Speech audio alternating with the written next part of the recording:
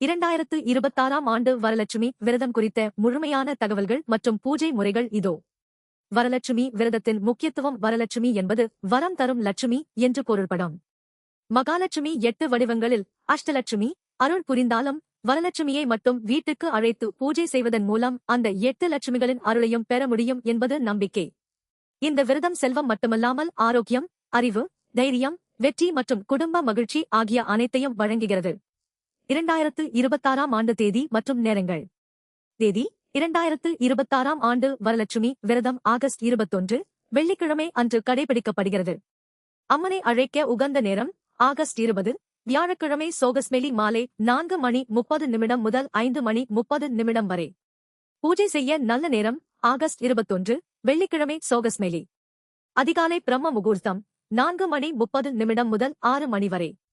காலை 9:30 முதல் 10:30 வரை மணி. மாலை 4:30 முதல் 5:30 வரை மணி.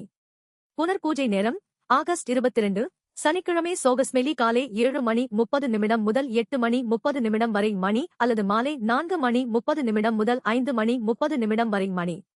யார் இந்த விரதத்தை கடைபிடிக்கலாம்? பக்தியுடன் யார் வேண்டுமானாலும் இந்த விரதத்தை இருக்கலாம்.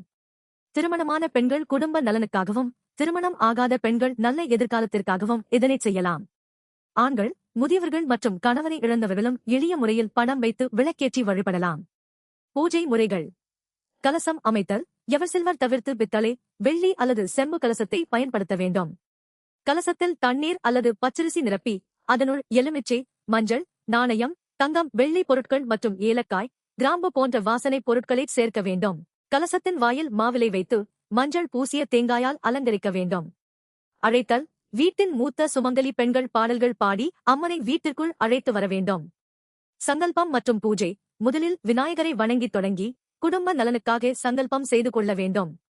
ஓம் ஸ்ரீ வரமகாலட்சுமியே நம என்று 108 முறை அர்ச்சனை செய்வது சிறப்பு. மஞ்சள் சரடு. காப்பு சோகஸ்மெலி 9 முடிச்சுகள் போட்ட மஞ்சள் சரட்டை